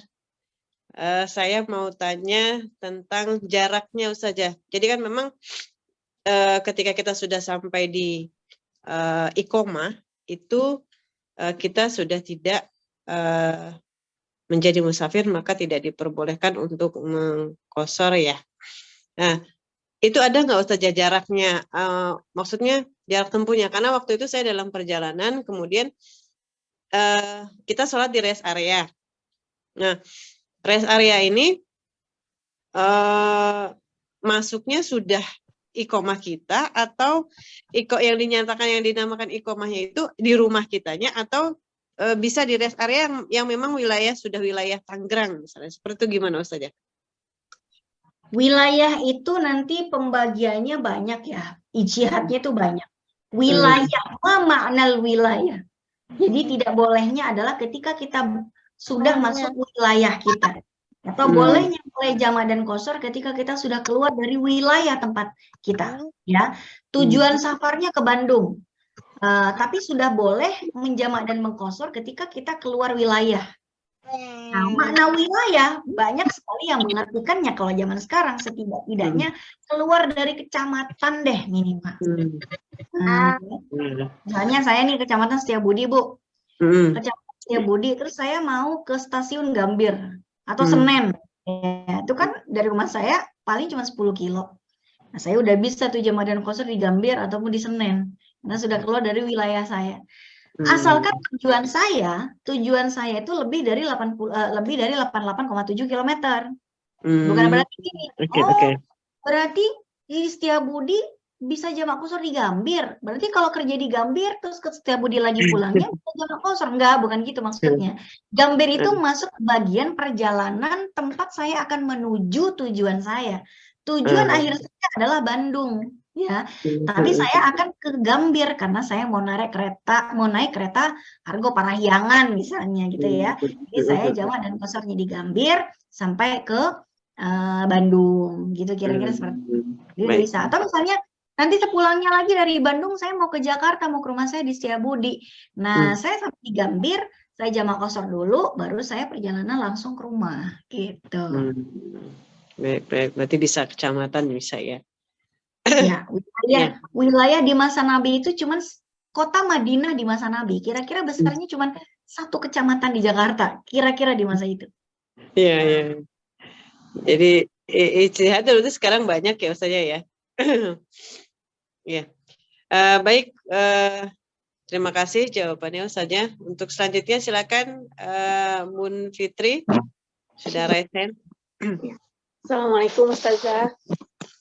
Assalamualaikum warahmatullahi wabarakatuh. Saya ingin bertanya terkait sholat jamaah atau qashar ini yang berjamaah. Bagaimana apabila kita di rest area sedang melaksanakan jamaah atau qashar, kemudian ada orang yang menepuk menjadi atau ikut menjadi makmum. Sementara kita sedang jamak qashar, kemudian makmum ini tidak berniat jamak qashar atau sebaliknya. Lebih utama mana? Yang kedua adalah lebih utama mana kita saat sedang safar itu sholat sendiri atau ketika sampai rest area berjamaah. Ya, terima kasih Ustazah. Kalau kita mau menjamak takdim misalnya, zuhur sama asar, sampai di rest area pas azan zuhur ya. Jadi saya mau jamak takdim nih. Orang lagi pada jamaah. Ya udah, saya ikut jamaah aja sholat zuhurnya. Selesai sholat zuhur, saya sholat asar sendiri, tapi 4 rakaat, nggak bisa qashar. Kenapa? Karena tadi zuhur nggak saya qashar. Jangan zuhurnya itu di 4 rakaat, terus asarnya jadi 2 rakaat, enggak. Asarnya juga 4, ya. Jadi saya boleh zuhurnya berjamaah dengan orang-orang yang tidak berniat untuk menjamak, it's okay, nggak ada masalah. Ya, imam dan makmum yang lain itu sholatnya reguler. Tapi saya mau sholat zuhur plus saya mau menjamak asar setelah ini, itu nggak ada masalah. It's okay, nggak ada masalah. Atau misalnya, saya mau menjamak takhir zuhur dan asar. Begitu sampai di masjid, ya udah masuk waktu asar tuh. Cuman imamnya belum datang, belum dimulai sholatnya. Saya sholat zuhur dulu 4 rakaat. Setelah itu imamnya datang, saya sholat asar berjamaah bersama imam. Nggak ada masalah. Tapi jamak doang, saya nggak qashar. Kenapa? Kalau mau di qashar, zuhur dan asar sama-sama qashar. Jangan satu di qashar, satunya enggak. Kalau mau berjamaah dengan sesama musafir yang lain, dari awal emang diniatkan untuk menjamak, ya baguslah. Misalnya, saya dengan para rombongan, ayo ibu-ibu kita sholat di jamak ya. Sholat zuhur 2 rakaat, jamak dan qashar. Habis itu nanti bangun lagi, kita lanjut 2 rakaat lagi, jamak dan qashar asar. Ya, yuk kita mulai ya sholat jamaah. Ya nggak apa-apa juga. Berarti berjamaah. Di semua sholatnya, baik zuhur dan asarnya, sama-sama menjamak, sama-sama mengqashar. Kira-kira seperti itu teknisnya. Kalau tadi pertanyaannya apa Ustazah? Kan kita lagi sholat, niat kita sholat qashar 2 rakaat. Nah, pada saat kita sholat, tiba-tiba ada yang menepuk kita untuk jadi imam. Nah, apakah kita tetap melanjutkan 2 rakaat kita, atau kita jadi imamnya dia? Gimana tuh Ustazah? Sepertinya case-nya seperti itu ya Bu Fitri? Ya kita lanjutin sholat kita. Kenapa kita batalin gara-gara ada yang nepok? Salah dia ngapain nepok? Guys, tiba-tiba ada yang nepok. Woi, saya lagi kosor. Sorry ya. Ya, nggak usah. Nggak usah. Ibu lanjut aja. Ya, ibu sholat zuhur 2 rakaat. Lalu kemudian orang itu dia sholat gitu kan. 2 rakaat, kita salam, dia lanjut 2 rakaat. Berarti kan? Berarti dalam pandangan dia mungkin dikiranya kita lagi sholat, kita dikiranya sholat rakaat ketiga dan keempat dia baru masuk. Dipikirnya kita udah rakaat 3 dan 4 itu. Lalu dia bangun lagi nambah 2 rakaat. Lalu habis itu kita pergi, nggak saya apa-apapun sama dia, ya sudah, ya dia sah-sah saja, nggak masalah itu. Kalau di Syafi'i, ini sholat antara imam sama makmum itu tidak harus sama, asalkan gerakan dan jumlah rakaatnya itu sama. Selama dia menganggap bahwa kita sholat zuhur 4 rakaat, kita nggak ngomong apa-apa, dia langsung berangkat. Sementara dia melanjutkan rakaat 3 dan 4, kita langsung pergi, ya sudah. Tapi kalau kita bilang, woi, tadi saya cuma 2 rakaat loh, kamu 4 rakaat, oh iya, ya udah diulang lagi. Ya salah dia, kita nggak pernah nyuruh dia ikut kok, main tepok aja. Iya. Baik, terima kasih Ustazah. Ya, selanjutnya sudah ya Bu Fit ya? Ya, jawabannya sudah. Ya, selanjutnya silakan Bu Manti. Waalaikumsalam Ustazah. Assalamualaikum. Izin bertanya Ustazah, ini misalnya gini Ustazah, saya safar untuk pulang kampung mudik lebaran, itu baik kereta, perjalanannya itu kurang lebih 12-14 jam, kalau jaraknya sudah lebih dari cukup untuk di jamak qashar. Hanya saja kalau di kereta itu kan kita nggak bisa berdiri dan nggak bisa menghadap kiblat ya Ustazah. Itu kita nanti setelah sampai di tempat tujuan tetap mengganti sholat jamak qashar kita atau gimana ya Ustazah? Ibu kemana? Kalau boleh tahu ke kota apa? Dari Bekasi ke Nganjuk, Jawa Timur. Ada transit nggak? Maksudnya ada berhenti nggak keretanya? Enggak Ustazah. Non-stop? Iya, non-stop. Kalau sepertinya pengalaman saya, Bu, saya kalau mudik kan ke Surabaya. Iya. Kalau saya naik misalnya mau naik Bima, mau Sembrani, mau Anggrek gitu ya. Saya misalnya berhenti, keretanya tuh berhenti biasanya di Purwokerto. Kira-kira 15 menit, lumayan lama. Keluar dari kereta, itu udah musola tuh. Masih bisa sholat di musola. Gitu. Masih bisa makan tempe mendoan juga di situ. Jadi saya jamak dan qasharnya di musola ke stasiun kereta api Purwokerto. Kalau udah mau berangkat lagi kan kereta akan kembali berangkat bla bla bla bla gitu kan, biasanya seperti itu. Nah, kalau memang di kereta yang ibu kendarai, yang ibu tumpangi itu ada musolanya dan selalu ibu dan kereta tersebut tidak berbelok-belok arah selama ibu sholat, dan ketika ibu sholat ngadepnya ke kiblat, berdiri, sujud ruku, dan tidak berbelok selama ibu melaksanakan 4 rakaat. 4 rakaat kan cuma 5-7 menit.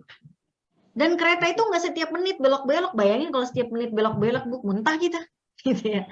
Enggak, ya paling kereta belok-belok ya setiap berapa menit sekali gitu kan. Jadi selama ibu bisa melakukan misalnya nih, sholat nih dari niat sampai salam, keretanya nggak belok-belok. Dan ibu selama itu ngadep kiblat, berdiri, sujud dan ruku di musolanya kereta, ya udah aman. Nggak perlu ibu ganti, itu memang sholat yang sempurna, bukan as-sholatu li hurmatil waqti lagi gitu ya. 4 rakaat dalam artian zuhur 2, asar 2 gitu. Nah, kalau misalnya kondisinya tidak seperti itu, ibu tidak mendapati ada musola misalnya dan memang harus sholatnya dalam keadaan duduk, dan ibu juga tidak tahu apakah keretanya ngadep kemana, apa boleh buat, itu nanti masuk dalam kategori as-sholatu li hurmatil waqti. Maka nanti sampai di rumah, ibu mengganti. Menggantinya bukan jamak dan qashar lagi, reguler. Misalnya, saya di kereta itu, misalnya di kereta tuh saya berangkat dari jam 8 pagi ya. sampainya malam tuh misalnya. Nah, yang saya jamak di dalam kereta itu zuhur dan asar. Ya, 2 rakaat, salam, 2 rakaat, salam. Udah, saya nggak mikir sholat lagi. Sampai di stasiun, saya keluar stasiun nyari musola untuk menjamak maghrib dan isya dengan sempurna, ngadep kiblat, sujud, ruku, wudhu sebelumnya dan lain-lain. Nah, jadi di stasiun atau nanti di rumah ketika ibu lapang, itu zuhur sama asarnya diganti. Kalau dalam madzhab Syafi'i disuruh ulang. Jadi nanti setelah misalnya ibu sampai rumah atau ibu misalnya capek banget belum bisa, besoknya boleh. Ya, besoknya boleh, itu namanya qadha. Besok ketika ibu punya waktu lowong, ibu sholat zuhur 4 rakaat, sholat asar 4 rakaat, qadhaan lillahi ta'ala. Ya, Terus baik, kalau misalnya ibu nggak mau kepikiran, aduh kerjaan di stasiun inilah sekalian lah, ya biar nanti nggak mikirin utang sholat. Ya udah, ibu sholat di stasiun habis ibu menjamak maghrib sama isya tuh ya, sekalian lah saya mau ngulangi zuhur yang tadi 4 rakaat, bangun lagi asar 4 rakaat. Karena kalau qadha itu nggak bisa dikosor. Di qadha tetap sesuai dengan jumlah regulernya. Baik, Ustazah. Ya, jazakallah Ustazah. Untuk selanjutnya mungkin yang di chat ya Ustazah, saya bacakan. Assalamualaikum Ustazah, saya nanya dong, kemarin saya ada acara majelis taklim ke daerah Tanjung Kait. Kami di sana sholat jam zuhur dan asar. Menurut saya belum 88 km. Gimana itu Ustazah? Berapa kilo? Apakah perlu dikodok? Itu mungkin. Hanya ke Tanjung Kait sih Ustazah, nggak sampai 88. Masih wilayah Jabodetabek ya. Tanjung Kait itu Tanjung Pasir ke sana. Ya, Tanjung Pasir. Ya. Rumah saya kan bumi. Jadi masih menurut saya tuh belum ada 70 kilo lah gitu kan, masih sama-sama kabupaten. Ibu tambahin lagi aja Bu, jalan-jalannya jauhan biar bisa jamak qasar. Misalnya, saya mau ke Tanjung Kait, pas saya lihat di GPS, ya cuma 75. Tambah 15 kilo lagi kali ya, ke sonoan lagi. Saya mau tujuannya mau ke sono, biar dapat mikot nih. Dapat mikotnya. 89 kilo, sana gitu. Biar nanti bisa jamak dan qasar. Itu sih solusi yang paling enak, Bu. Biar bisa jamak dan qasar. Tapi kalau memang ibu hanya ke situ ya resikonya belum bisa jamak dan qasar. Sholatnya reguler pada akhirnya. Berarti kalau sudah dilakukan kita qadha Ustazah? Iya, qadha aja Bu. Enaknya sih qadha daripada kita ragu-ragu, daripada ntar kita dikepoin sama malaikat kita bingung jawabnya apa kan. Tapi kan saya nggak tahu malaikat. Kan ibu udah ngaji di SPC. Oh iya ya. Gitu. Ya kan kayak sekarang nih kita kan kayak dapat ilmu dari Ustazah nih, kayaknya banyak yang baru tahu gitu. Wow gitu kan. Mungkin kan kita kemarin ada kesalahan, jadi kita masih bisa ya mengkodok sekarang gitu Ustazah ya. Bisa, selama hayat masih di kandung badan Bu. Alhamdulillah, ya alhamdulillah. Jadi teman-teman yang pernah punya salah terus baru tahu sekarang, yuk kita kodok. Ya, untuk selanjutnya pertanyaan di kolom chat. Assalamualaikum Ustazah, kalau misal ada rencana safar dari Bintaro ke Surabaya, berangkat ba'da zuhur, bolehkah jamak sama asar atau asarnya lebih baik di rest area? Ini dari Umu Sariri. Jamaknya di mana Bu? Jangan di rumah Ibu, jamaknya di stasiun aja. Umu Sariri bisa on cam? Biar enak, gak ada ya. Maaf Ustazah, ini ya. Anak lagi tidur soalnya. Oh, iya. Ya silakan. Kalau misalkan saya naik mobil, kan berangkatnya ba'da duhur Ustazah. Lalu kemudian di rest area biasanya di mana itu yang turun jembatan layang. Setelah itu agak sana sholat asarnya di sana aja, lebih baik seperti itu atau saya jamak aja dari zuhurnya ya Ustazah? Yang lebih baik yang mana Ustazah? Yang paling enak sholat zuhur aja di rumah. Ntar masuk asar, ibu sholat asar lagi aja. Ya berarti nggak ada dispensasi dong, dapat sholat asarnya 2 rakaat aja di perjalanan. Jadi ibu nggak jamak, kosor doang. Zuhurnya Baik, kan udah Ustazah. ibu, zuhurnya kan udah ibu kerja di rumah. Tadi perjalanan ibu ke rest area, lagi waktunya snacking time gitu kan, lagi waktunya nyemil tuh, sholat asar 2 rakaat. Kalau ibu mau mengkosor, tapi tidak usah dijama. Jadi mengkosor itu tidak harus menjama, Bu. Mengkosor itu nggak harus menjama, kayak Nabi tadi kan. Nabi tadi kan berperjalanan, berangkat dari Madinah habis zuhur. Nabi dan Utsman itu sholat di Masjid Nabawi, zuhur 4 rakaat. Habis itu melanjutkan, terus Nabi mulai berperjalanan sampai di Dzulhulaifah. Nabi sholat asar, 2 rakaat doang. Jadi Nabi mengkosor asarnya, tapi tidak menjamak dengan zuhur. Kan zuhur udah dikerjain. Tapi kalau ibu mau sholat asar 4 rakaat juga nggak apa-apa. Berarti ibu tidak mengkosor juga. Nggak menjamak, nggak mengkosor, sholat reguler. Tapi kalau kata ibu, rugi dong nggak dapat dispensasi. Ya udah, kalau nggak mau rugi, asarnya 2 rakaat dikosor. Kan dapat dispensasi kotor walaupun nggak jamak. Baik Ustazah, jazakallah khair. Sama ibu. Alhamdulillah sudah terjawab. Untuk pertanyaan selanjutnya dari Ummu Elma. Assalamualaikum Ustazah, izin bertanya, jika kita terjebak macet di perjalanan, ketika di dalam kendaraan umum seperti angkot dan waktu sholat diperkirakan habis ketika kita sampai di rumah, apakah boleh sholatnya dijamak ketika sampai di rumah? Ya, gimana Ustazah? Naik angkot berarti bukan musafir jauh ya, Bu? Bukan. Biasanya kalau ke Jakarta saja. Nggak berhenti aja di mana gitu, di rumah makan Padang kali gitu ada tempat sholatnya?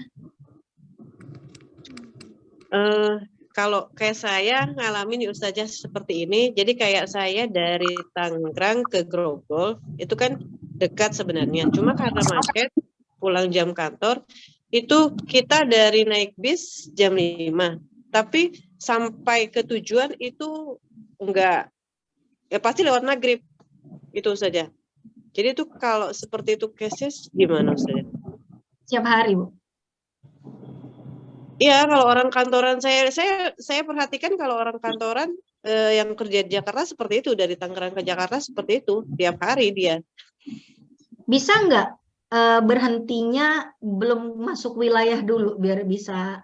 Nggak bisa juga ya? Itu kan Bisa kan naik bis. Belum 100. Belum 88,7 km sebetulnya. Iya. Itu masalahnya setiap hari ya. Bisa nggak berangkat dari kantornya habis maghrib aja Bu sekalian, biar bisa sholat maghrib di kantor. Jadi sampai di rumah udah tidak resah gelisah mikirin maghrib. Iya. Paling agak malam lagi sampai di rumahnya gitu. Ya. Biasanya kan kejar waktu gitu. Betul. Atau ya, misalnya naik bisnya berarti sholat maghribnya di dalam bis paling. Sholat lihurmatil wakti berarti sholat maghribnya di dalam bis.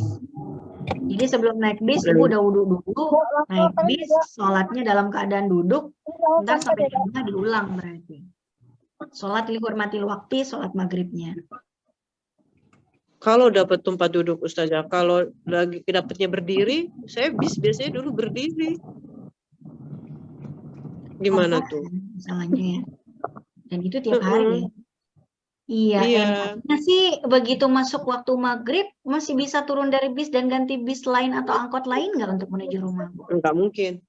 Saya sudah sampai rumah. Enggak mungkin. Nggak Karena ada. kan jalan tol. Kan tol. Jadi dari Grogol ke Bintaro atau dari Bintaro ke Grogol naik bis, naik tol, selama di tol itu tidak berhenti di rest area sama sekali? Enggak. Di rest area ada, tapi dia pasti nurunin penumpang aja terus langsung jalan lagi, nggak lama. Kita bisa ditinggal kalau kita sholat dulu. Gitu.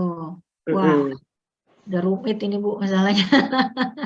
Dan itu saya lihat case orang-orang yang kerja di Jakarta, Tangerang Jakarta seperti itu banyak. Masya Allah, pejuang. Kayak ujian kita luar biasa. Kalau misalnya ini bisa dimasukkan ke darurat, ya berarti boleh jamak.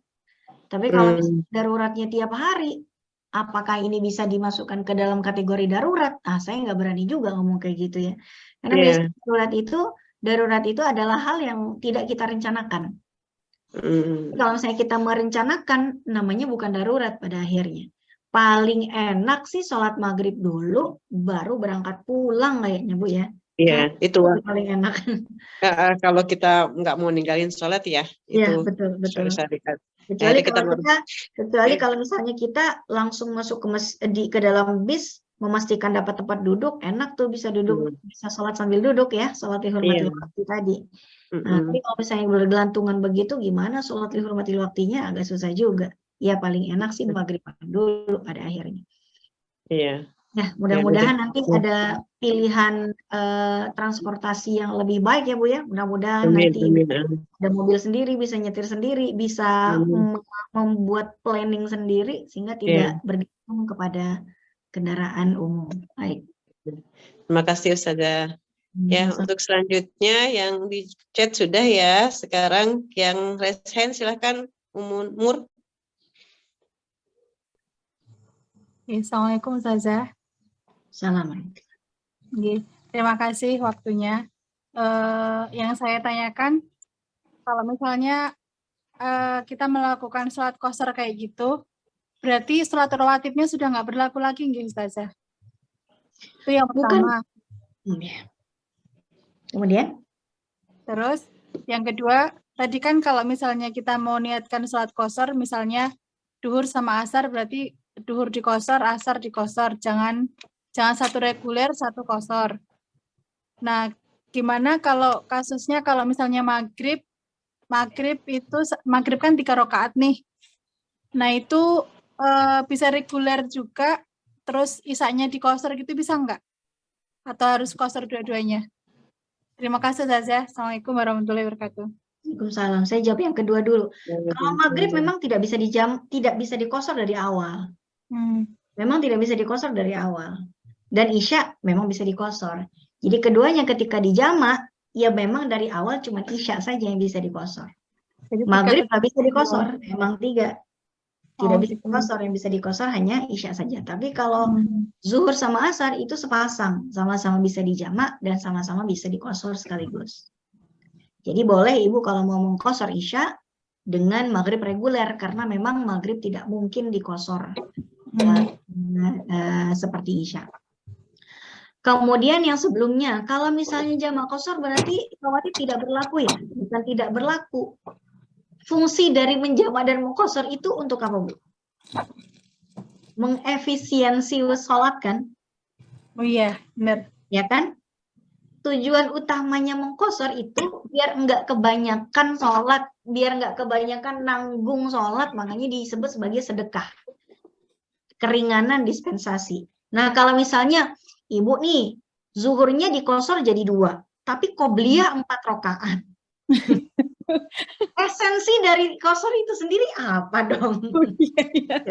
Ngapain diqashar kalau bisa sholat dalam melakukan gitu. Jadi maksudnya Allah ngasih keringanan biar kita nggak capek-capek di perjalanan. Dah zuhurnya 2 aja sono gitu. Tapi saya mau qobliyah 4 rakaat. Hah? Bingung aja sih, nggak dapat esensinya gitu. Ya kalau misalnya Ibu, aduh saya rasanya tidak puas kalau sholat cuma 2, ya udah nggak usah diqashar sekalian. Zuhurnya 4 aja, qobliyah 4, zuhurnya 4, ba'diyah 4, puas tuh 12 rakaat kan. Esensi dari efektivitas jumlah rakaat itu jadi nggak dapat. Tapi gini, ya saya kan ya nggak apa-apa deh, saya tetap kan saya udah biasa rawatib, ya udah Ibu qobliyah aja, qobliyah 2 rakaat, zuhur 2 rakaat, terus langsung asar 2 rakaat. Yang penting di antara sholat yang dijamak itu, zuhur dan asar, jangan ada jeda. Kalau Ibu mau menjamak zuhur sama asar, qobliyah zuhur silakan, tapi ba'diyah zuhurnya nggak usah. Iya, karena dia jadi pemisah, jadi orang ketiga di antara sepasang zuhur dan asar. Ya, nggak enak ada orang ketiga tuh. Terus kalau rawatib itu bisa dikodok nggak ya Ustazah? Bagi yang itu bisa dikodok nggak?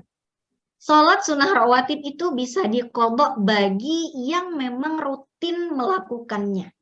Hampir tiap hari dia melakukan sholat rawatib. Gitu ya. Sehingga ketika dia musafir, dia jamak dan qashar dan tidak bisa dan tidak sempat karena kelelahan karena apa segala macam, dia tinggalkan rawatibnya, kok rasanya kok gelo gitu loh. Apa ya gelo tuh?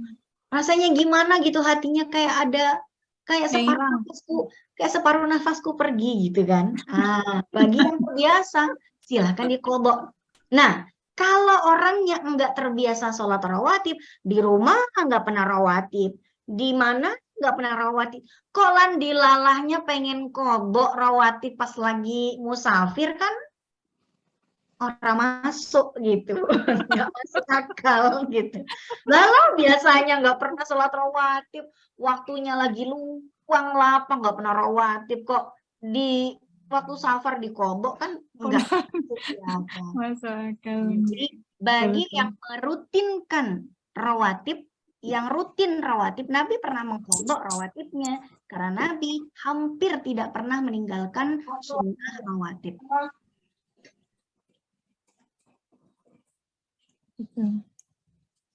Baik, ada lagi Ibu? Sudah terjawab ya, Umur. Terima kasih banyak Ustazah. Kami Ibu. Selanjutnya Umu Ica, silahkan. Ya, syukran. Assalamualaikum Ustazah. Assalamualaikum. Mau tanya di luar materi saja. Benar nggak saya pernah dengar bahwa kalau kita sholat surat Al-Fatihahnya kan harus dilafalkan ya Ustazah? Harus kedengeran seperti itu ya?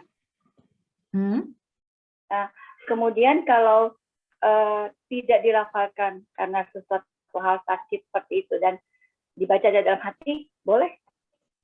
Kenapa dibaca dalam hati, Bu? Alasannya? Saya ini kan ada ini dengan sakit paru ya. Terkadang bisa saya baca di rakaat pertama, nanti rakaat-rakaat berikutnya tuh agak nyesek dengan posisi yang sujud tidak sempurna, rukuk tidak sempurna, dan bacaannya pasti ada yang terganggu gitu. Mungkin baru saya baca bunyi kemudian tersekat gitu dan bisa batuk. Jadi saya kadang-kala baru dapat 2 ayat atau 3 ayat saya diam. Terlebih kalau udah lebih dari 2 rakaat ya, itu saya lebih banyak bacanya di dalam hati. Itu bagaimana saja. Baik. Pada dasarnya membaca surat Al-Fatihah ini dia kan adalah salah satu rukun dalam sholat. Sehingga dia harus dilafadzkan dengan mendengar setidaknya oleh telinga kita sendiri. Nggak usah kencang-kencang, nggak usah Alhamdulillahirabbil alamin, nggak, berbisik yang hanya terdengar oleh telinga kita saja. Namun jikapun itu tidak mungkin dilakukan, fa'budullaha mastata'tum. Sembahlah Allah sesuai dengan kadar maksimal kemampuan kita. Jadi kalau misalnya kita bilang, wah wajib disuarakan. Lah kalau misalnya tidak mampu dan tidak memungkinkan, maka tidak mungkin la yukallifullahu nafsan illa wus'aha, gitu ya. Nah, tapi kalau masih bisa berbisik yang setidak-tidaknya Ibu bisa dengar dengan telinga Ibu sendiri, nah itu yang paling memungkinkan untuk kita lakukan. Mudah-mudahan kondisi Ibu membaik, sehat walafiat. Karena kesehatan itu memang luar biasa, aset dunia akhirat memang. Mudah-mudahan Allah sehatkan kita semua. Amin. Satu lagi saja, kalau mau sholat tahajud, kemudian kita belum sholat isya nih, tertidur. Kemudian bangun sholat isya, kan ada sholat witirnya. Itu witir dulu atau tahajud dulu? Karena belum sholat isya. Harus isya dulu. Iya, isya dulu. Kemudian isya, kalau misalnya Ibu lakukan udah tengah malam nih, ya. Iya. Kalau konsepnya gini Bu, pilihannya adalah sholat isya, lalu tidur. Yang paling ideal, saya kasih nomor 1 paling ideal. Sholat isya, ba'diyah isya, tidur. Tengah malam bangun, sholat tahajud ditutup dengan witir. Itu nomor 1 lah paling afdol. Opsi kedua, Ibu sholat isya, ba'diyah isya, witir. Kalau Ibu bisa witir sebelum tidur, kalau Ibu meragukan tengah malam akan bangun atau tidak. Saya ntar bangun nggak ya, bangun ya. Takut nggak bangun, takut ketiduran, isyanya, witirnya dikerjain sebelum tidur Ibu witir. Kalau tidak yakin akan bangun tengah malam. Nah, ternyata setelah Ibu witir dan tidur, tengah malam bangun, sholatlah tahajud, tidak perlu witir lagi. Karena tidak ada 2 witir dalam satu malam. La witrani fi lailatin. Tidak ada 2 witir dalam satu malam. Atau misalnya ibu belum sholat isya tidur nih. Ya, kecapean apa segala macam, kurang sehat. Tengah malam ibu bangun, sholat isya dulu. Tahajud, witir. Atau isya, ba'diyah, tahajud, witir, cakep. Nah, tetap seperti itu. Jadi witir itu paling utama memang penutup rangkaian ibadah malam. Tapi kalau ragu akan bangun tengah malam, boleh witir itu dilakukan sebelum tidur. Namun jika ternyata tengah malam bangun lagi, sholat tahajud aja, tapi tidak usah witir kembali. Ya saja. Syukran saja. Sama Ibu. Masya Allah jawabannya. Untuk selanjutnya di forum chat ada lagi pertanyaan. Assalamualaikum Ustazah, bagaimana bila safarnya ke beberapa tempat? Dari rumah ke tempat A 7 hari, lalu dari tempat A ke tempat B selama 7 hari. Apakah perjalanan dari tempat A, bukan iqomah, ke tempat B, bukan rumah, iqomah, memenuhi syarat salat jamak qashar?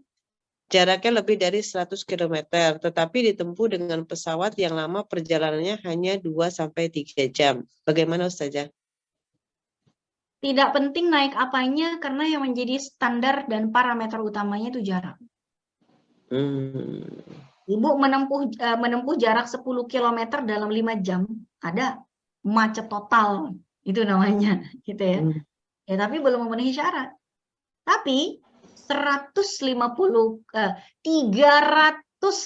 antar ke Surabaya kita berapa kilo, Bu? 800 km. Hanya dengan 1,5 jam pakai pesawat. Ya, itu tetap memenuhi syarat, karena yang menjadi jarak, yang menjadi standar atau parameter bakunya itu jarak. Ilat itu apa ya? Ilat penyebab utama bolehnya kita menjamak dan muqashar itu adalah jarak.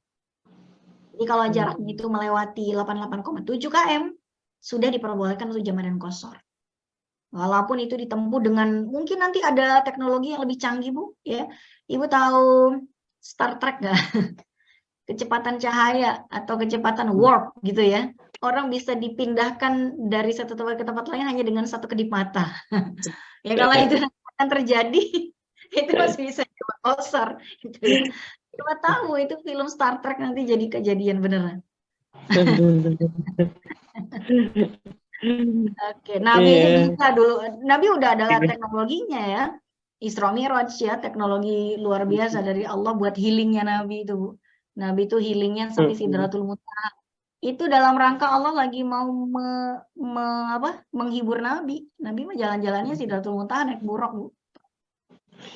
Nabi kan sedih, Bu, di tahun itu. Nabi sedih ya, kehilangan istri tercinta Khadijah, kehilangan pamannya.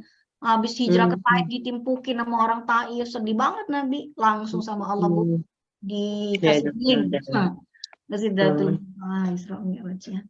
Oke, jadi ya sekali lagi itu tentang it's about masafah ya, jarak gitu. So, kalau tadi pertanyaan Ibu, kalau misalnya kita traveling ke beberapa kota yang berbeda, ya kalau dari satu kota ke kota yang lainnya itu masing-masing memenuhi syarat, ya berarti dapat jatah mulu, Bu. Jatah jamak dan qashar maksudnya. Misalnya gini, saya nanti minggu depan mau ke Banjarmasin nih, Bu. Misalnya Jakarta, saya mau ke Banjarmasin. Dari Banjarmasin, nanti sampai Banjarmasin saya akan dapat jatah jamak dan qashar di hotel gitu ya. Misalnya 2 hari kemudian saya mau kemana, ke Amuntai gitu ya. Nah itu nanti sampai Amuntai saya dapat lagi jatah untuk jamak dan qashar. Jadi kalau Jakarta Banjarmasin jatah qashar jamak qashar, Banjarmasin Amuntai dapat jatah jamak qashar lagi gitu. Tapi kalau misalnya gini, Bu, Jakarta Bandung nih, misalnya rute saya Jakarta ke Bandung 2 hari. Dari Bandung ke Cimahi gitu ya, kan deket tuh. Nah, dari Bandung ke Cimahi itu nggak bisa dapat jatah. Kenapa? Bandung dan Cimahi itu jaraknya belum dapat masafah atau jarak 88,7. Jadi nggak dapat jatah lagi gitu ya. Kalau misalnya saya dari Jakarta ke Bandung nih, saya udah 4 hari nih, 1 + 3 hari jamak qashar di Bandung. Terus saya ke Cimahi bisa lagi nggak ya jamak dan qashar? Nggak bisa. Kenapa? Bandung Cimahi terlalu dekat. Kira-kira seperti itu. Kecuali kalau dari Bandung, Ibu mau ke Cirebon gitu ya. Ah, sampai Cirebon dapat jatah lagi tuh, 3 hari lagi jamak dan qasharnya pada hari kedatangan. Baik. Kecualinya itu mungkin kalau memang perjalanannya itu memang niat safar ya Ustazah. Misalnya ke kota A, terus ke B, nanti C, dari C nanti balik lagi. Itu kan berarti dalam rangkaian safar. Itu masih diperbolehkan. Intinya seperti itu ya Ustazah ya? Iya, selama di satu tempat dia tidak berhenti lebih dari 3 hari. Oh, tidak. Misalnya gini, saya mau ke Bandung. Saya mau ke Bandung seminggu. Saya mau ke Bandung seminggu. Ya berarti kan saya bolehnya hanya hari kedatangan plus 3 hari. Sisanya saya di Bandung nggak jamak qashar. Begitu minggu depannya saya mau ke Cirebon, dari Bandung ke Cirebonnya saya musafir. Sampai Cirebonnya pun masih musafir sampai 3 hari selama di Cirebon. Jadi kalau saya di Cirebon extend mau seminggu gitu ya nggak bisa saya seminggu jamak qashar mulu di sana.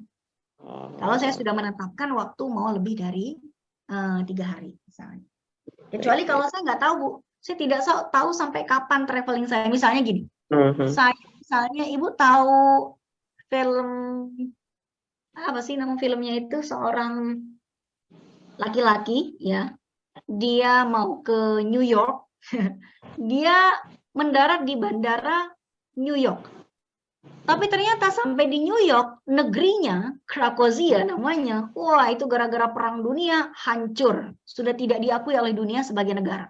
Paspornya udah nggak berlaku di dunia. Begitu dia mau keluar dari airportnya New York, kata New York, mohon maaf, Anda adalah laki-laki tanpa negara. Paspor Anda tidak berlaku, Anda tidak boleh masuk ke dalam kota New York. Wah, itu ya. Dan dia itu tidak tahu sampai kapan dia akan berada di airport itu.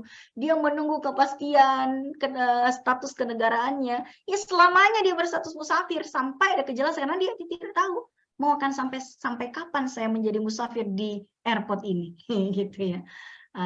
Jadi kalau misalnya kita udah tahu saya mau ke Cirebon, mau tinggal sekian hari, itu berarti enggak sepanjang 1 minggu musafir mulu, enggak.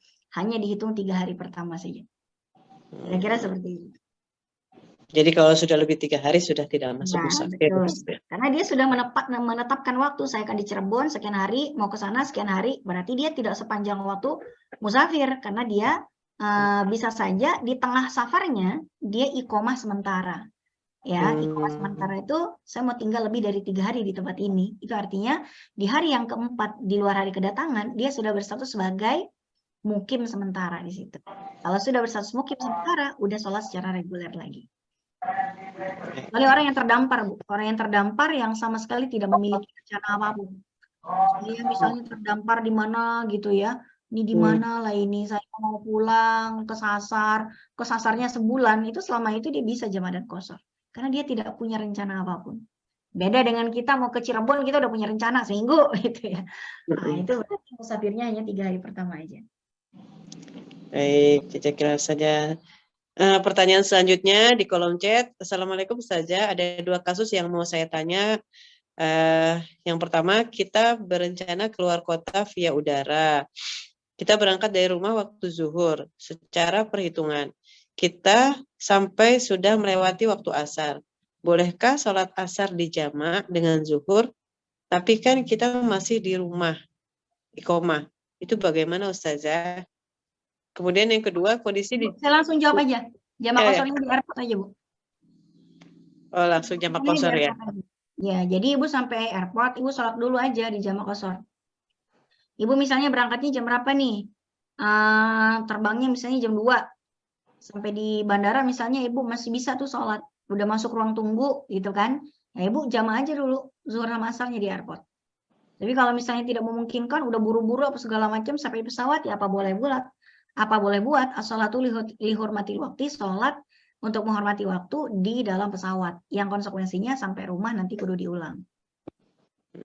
Tapi kalau misalnya Ibu ogah ngulangnya, di airport pun sebetulnya udah bisa untuk menjamak dan qashar. Baik, pertanyaan kedua, kondisi di Jabodetabek yang suka macet, bagaimana kalau kita terjebak macet di tol dan hampir menghilangkan waktu asar? Bolehkah kita sholat di mobil dahulu dan kondisi tidak ada air, kita tayamum, nanti sampai di rumah kita sempurnakan sholat lagi? Ya, Itu namanya sholat untuk menghormati waktu. Kerjain sholat semampunya. Nah, itu ya. Itu standarnya tidak bersuci sih sebetulnya. Kalau punya debu, ya mungkin kalau di dalam mobilnya ada debu, ya silakan tayamum. Tapi biasanya di dalam mobil yang bersih, nggak ada debu biasanya. Ya kecuali mungkin di bawah sepatu kita ada debu mungkin. Intinya sholatnya tidak sempurna, tuh ya. Hanya menghormati waktu saja, hanya menggugurkan kewajiban dengan cara yang tidak sempurna sholatnya. So untuk menyempurnakannya nanti sempurnain aja di rumah. Lebih baik ya, lebih baik disempurnakan lagi. Tapi Baik. selagi masih bisa, kan itu naik mobil sendiri Bu ya. Kalau masih bisa rest area aja. Tapi masjidnya penuh. Kalau di parkiran juga boleh sih. Di parkiran juga boleh, yang penting bawa sejadah aja. Baik. Iya. Untuk pertanyaan selanjutnya, mudah-mudahan terakhir ini saja. Untuk sholat rawatib, apakah boleh ada jeda dulu? Misalkan saya sholat isya dulu, terus anak manggil, ngurusin anak dulu, lalu baru ba'diyah isya, bolehkah seperti itu saja? Selama jedanya tidak terlalu lama, pada dasarnya nggak masalah. Kalau jedanya terlalu lama, ini yang jadi masalah antara ba'diyah, antara sholat fardu dengan rawatib. Karena rawatib itu kayak sholat pendamping gitu rasanya. Ya, barat ratu sama dayangnya Bu, nggak boleh jauh-jauh sebetulnya. Kalau misalnya ada hajat tertentu, misalnya anak manggil bikin susu bentar, ya nggak apa-apa. Tapi kalau cuci piring dulu, ngepel dulu, ngopi dulu, ngeteh dulu, ngabisin drakor 16 episode dulu, wah, nggak bisa.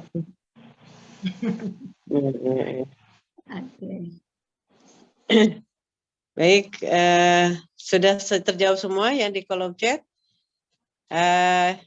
Ada lagi yang mau ditanyakan, Muhammad? Atau sudah cukup? Ya. Jawabannya memuaskan, insya Allah. Baik, izin kalau begitu. Kita tutup berarti Bu, kalau pertanyaan sudah habis? Ya. Ya, baik. siap.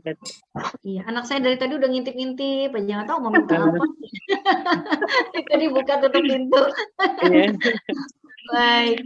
Baik, Ibu semuanya, salihat. Alhamdulillah kajian kita pada hari ini sudah selesai. Mudah-mudahan kita mendapatkan ilmu yang bermanfaat, kita mengamalkan, Allah ridhoi amal kita, terima amal kita semua, Allah ampuni semua kekhilafan kita, Allah sakinah mawaddah dan rahmahkan rumah tangga kita, Allah cukupkan rezeki kita yang halal, thayyiban, mubarakan. Allah berikan kita rezeki untuk ke Baitullah Bu, sebagaimana Ustaz hari ini ya. Udah kangen banget ke sana Bu, Masya Allah. Amin, amin ya rabbal alamin. Mari kita sama-sama berdoa agar Allah mengijabahi semua doa-doa dan keinginan kita. Amin. Bismillahirrahmanirrahim. Allahumma salli ala Sayyidina Muhammad wa ala ali Sayyidina Muhammad. Hamdan yuafi ni'amahu yukafi'u mazida. Ya Rabbana lakal hamdu wa lakal syukru kama yanbaghi li jalali wajhikal karim wa 'azimi sultanik. Rabbana taqabbal minna salatana wa siyamana wa ruku'ana wa sujudana wa takhashu'ana wa tadarru'ana wa ta'abudana wa tamim taqsirana ya Allah ya arhamar rahimin. Rabbana fa'na bima 'allamtana wa 'alimna ma yanfa'una wa warzuqna 'uluman tanfa'una. Rabbana yassir wa la tu'assir. Rabbana tammim bil khair. Allahumma kfina bihalalika an haramik wa bita'atika an ma'siyatik wa bifadlika amman siwak. Rabbana atina fid dunya hasanah wa fil akhirati hasanah wa qina azabannar. Subhana rabbika rabbil izzati amma yasifun wa salamun alal mursalin walhamdulillahi rabbil alamin. Amin amin ya rabbal alamin. Mohon maaf lahir dan batin. Qul qouli hadza astaghfirullahi wa lakum. Assalamualaikum warahmatullahi wabarakatuh. Waalaikumsalam warahmatullahi wabarakatuh. Jazakallahu khairan Ustazah. Baik teman-teman, karena sudah berakhir, mari kita sama-sama tutup dengan membaca Alhamdulillahirabbil alamin dan doa kafaratul majlis. Subhanakallahumma wa bihamdika asyhadu an la ilaha illa anta astaghfiruka wa atubu ilaik. Kurang lebih mohon maaf. Wabillahi taufiq wal hidayah. Assalamualaikum warahmatullahi wabarakatuh. Waalaikumsalam warahmatullahi wabarakatuh. Sama-sama. Ya, assalamualaikum. Waalaikumsalam. Jazakillah.